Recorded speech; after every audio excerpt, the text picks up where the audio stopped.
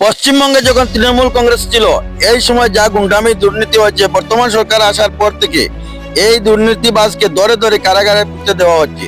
এরই মধ্যে একটি ঘটনা আপনাদের সম্মুখে নিয়ে এসেছি। বিজেপি করে বলে বাবার সম্মুখ থেকে তুলে নিয়ে পুষ্কুনিতে ডুবিয়ে মারার চেষ্টা করেছিল। এই গুন্ডা বাহিনীর হাত থেকে কোনো মতে ছেলেকে বাঁচিয়ে নিয়ে আসলেন। এই ঘটনাটি ঘটেছিল তৃণমূলের মেম্বার অসীম রাওত। তার বিরুদ্ধে আরো অনেক দুর্নীতির অভিযোগ আছে। এরই মধ্যে আবাস দিব বলে টাকা নিয়েছিল, কিন্তু আবাস দেয়নি। আর এই টাকার জন্য লোকেরা তার ঘর দরজা ভেঙে ঢোকার চেষ্টা করেছিল। বিস্তারিত দেখুন। আমার 2021 সালের পরে আমার ছেলে পিন্টু প্রামাণিককে ওরা বিজেপি করে বলে অসীম রাউতের লোকজন তুলে নিয়ে গিয়ে জ্যান্ত পুকুরে পুঁতে দিয়েছিল। কোনো রকমে আমি ওকে খুব কষ্টে বাঁচাই, আর ওই ভান্ডারখালী প্রামাণিক পাড়ার ছেলেরা এসে ওকে উদ্ধার করে। সেইভাবে আমি ছেলেটাকে বাঁচাই। ওই মতো অবস্থায় আমাকেও বাড়িতে এসে ওর লোকজন আমাকে বাড়িতে এসে অন্যায়ভাবে, কোনো দোষ না, আমাকে এসে মারধর করে আমাকে হসপিটালাইজ করে।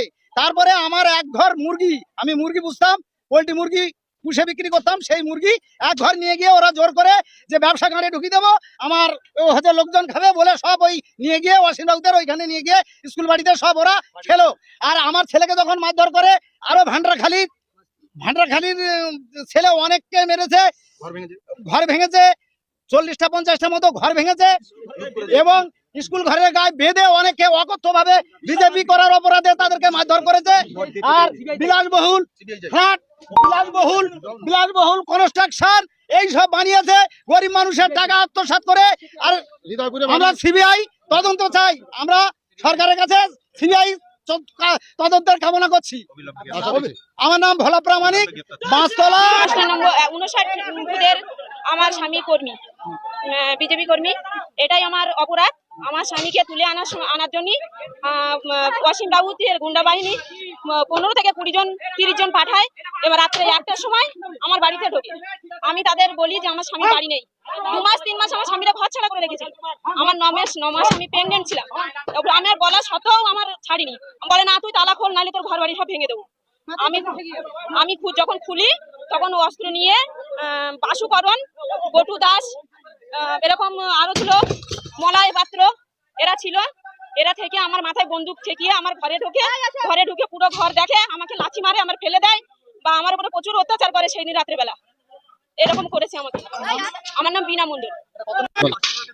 অসীম রাউতের দুর্নীতি, আমাদের ঘরের টাকা নিয়ে আমাদের ঘর দেয়নি, সেই সব টাকা আমরা ফেরত চাই। আমি 158 নম্বর বুথের বুথ সভাপতি, বিজেপির বুথ সভাপতিত্ব করে আমি অসীম রাউতকে 122 ভোটে আমি লিড দিলাম। দেওয়ার পরে আমাকে তুলে এনে অকথ্যভাবে মারধর করে 8 জনে মেরিল। আমারে 8 জনে মেরিয়ে ওই ভাতে গা পা সব সমস্ত নাক মুখ সব চোখ সব ফাটিয়ে দিল। দেওয়ার পরে আমারে বললো যে কাউকে জানাবা না জানি এইভাবে চলে যাও। ডাক্তারের কাছেও যেতে দেয়নি। আমার কে ছিল, ওই বাসুদেব ছিল, আর কৃষ্ণ ছিল, আর যোগী ছিল, আর তপন রাউত। এই আমি তো সবাইকে চিনি না, ওরা 8 জনে আমাকে মেরিল। যাই হোক, অসীম বাবু এসে আমাকে হাতে পায়ে ধরিয়ে আর বললো যে কাউকে যেন বলবা না। তা আমি এক্ষুনি সিবিআই তদন্ত চাই। আমার ঘর বাড়ি সব ভেঙে দিল, আমার টিভি সব ভেঙে দিল, আমার কলসি, দুকোনা কলসি, একটা হাড়ি, আমার টিভি সব কিছু ভেঙে দিল।